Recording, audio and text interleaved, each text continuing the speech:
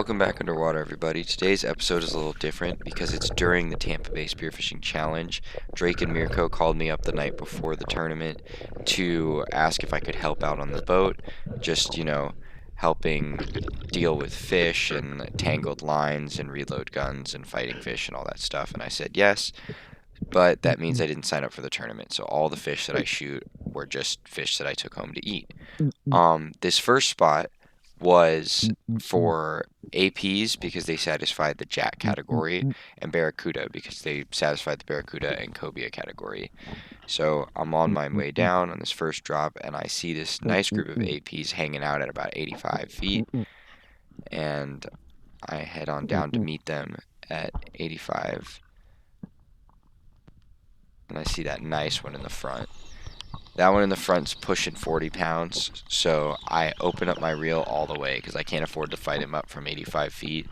I don't have the free diving chops for that, so I just get my belt reel ready to hook up to the gun, and I head up to the surface.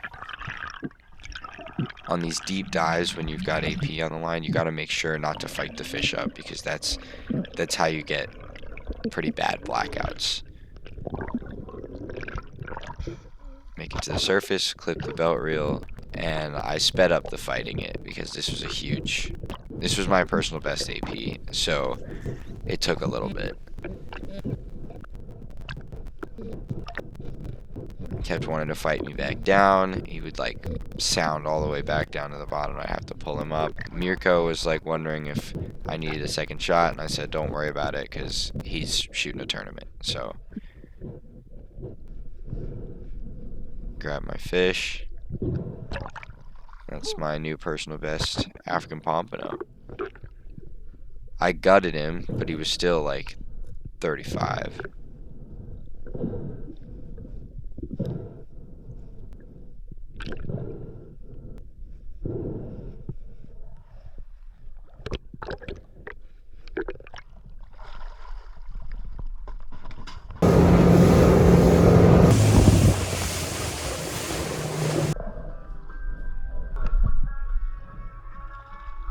So we switched spots to a wreck that was a little shallower and 110 feet, and Drake shot an ARS right off the bat. So I take a dive down on the wreck after they were looking for ARS, spadefish, because spadefish were part of the sheep's head and spadefish category, and we weren't going to get sheep's head this far offshore. And we were also, if we could find them, looking for a big mangrove snapper, maybe lionfish. And so I head down on this dive, and this is kind of a nice dive. I get down to, I think I pulled the trigger here at 95 feet, and I'm just kind of slowly sinking down through. You can see that the outline of the wreck right there, and there's that mango. Stoned him, coming back up.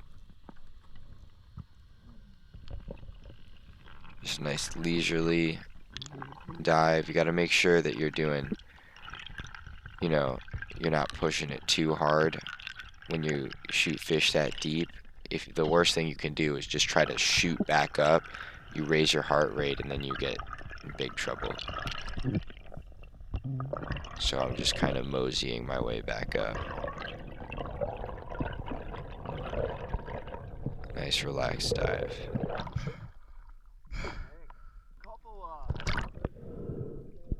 And that is my deepest fish to date. 95-foot trigger pole landed. Alright, so because this is a tournament, I'm trying to kind of simulate how I would dive for a tournament. I'm just not diving as much as, I'm not taking as many dives as I normally would because I'm trying to help out, but I'm still nevertheless trying to simulate it. So on this dive, I'm looking for a school of spadefish that I saw on the dive before. You get 2 for the category, so you get 2 fish for the sheep's head and spadefish category per person, and so I'm looking for the school of spadefish and hopefully to get a 2 for 1 because I don't want to waste my time on a hypothetical tournament day shooting spadefish. Normally I wouldn't shoot spadefish at all, but because I'm trying to act like it's a tournament, I'm gonna shoot them if I see them. I didn't see them here, but then as soon as I head up, there's the school. So I try to line up for a 2-for-1, and I end up getting 3. Which you'll see here in a second. My first ever. Oh no, that's not my first ever. It might be. The hardest I've ever worked for a spadefish, 85-foot dive. That might be my first 3-for-1. Anyway, we switched spots again, and these AJs were kind of cool, so I recorded it. And this spot is another wreck in, I think it was just 100 even. Maybe it was 90, 95, 98. I don't remember. But heading down, and this whole day we were diving deep. Mirko is a crazy deep diver. Drake is a deep diver. And so, I was kind of, out there with guys who are much better than me. So my dives were at some of the spots, not all the way to bottom. My surface intervals were much longer, etc. But this spot was like this wreck with this nice Goliath hanging out on it, and there were some nice snapper chilling on it, but on this dive, I dove off of it, and there was really strong current, and if I was to go over to the spot, I would have had to fight the current, and it would have destroyed my breath hold by using up a ton of oxygen to fight it. So I ended up heading up. That is the story of today. That happened a lot of times, where the dive would have been fine. I would have been able to go straight to bottom and hang out there for a second, but because it would have required me to fight current, I didn't do it. Alright, so Mirko shot a cobia. I'm fighting it up while he gets ready to put in a second shot with my gun, and he nails it with my gun. That's what I mean by helping out, though. It's like that kind of stuff, because at this point, we started diving at 5, 6 a.m., and now it's 1 or 2, and so they're starting to feel tired, so anything that... Oh, there's a shark. I didn't even notice that in the original one. Jesus. Anything you can do to help will help them on their tournament day. That's a nice one. I'm wrapped. Bro, I'm cramping so bad. Oh, you were cramped. I didn't realize what you were saying. Oh, I just went full cramp. Yeah, so when he came up from that dive, when he shot the cobia, he was just yelling. He was like, help me out, fight it.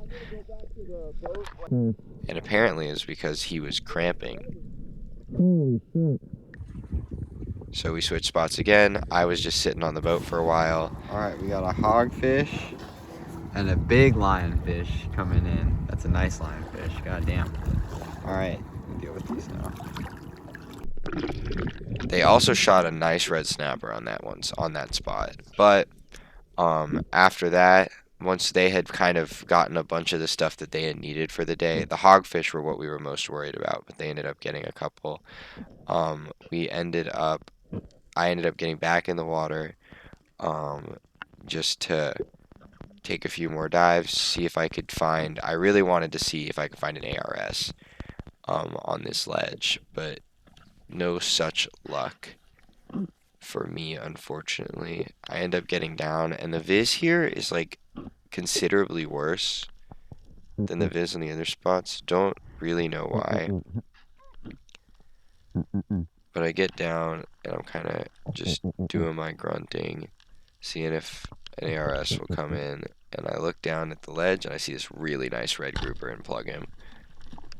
It's like 27 inches, I think, 27, 28. And this red grouper, if you all want a print of it, which I will show right here, you can have one. If you go to the Crystal Hook Fish Prints Instagram, linked in the description, I'm making the prints right now. They should be ready in a couple days, but they are sick. Whoa! Ready, Drake? I'm just doing the detail work on the prints right now. Big red grouper. I got him. Shark came up to me on the surface. Let's go, guys. Red grouper all day. That's my personal best red grouper, which is kind of cool.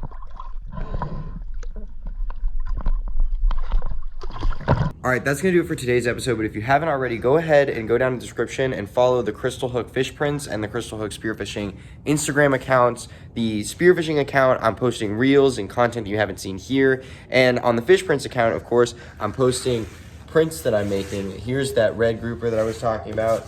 This is a black grouper from a Keys trip that I'm going to be posting next week or the week after, and I still have to do the detail work on those, but once they're done, they'll be posted on the Fish Prints account for you all to buy and take home. I'll see you in the next episode.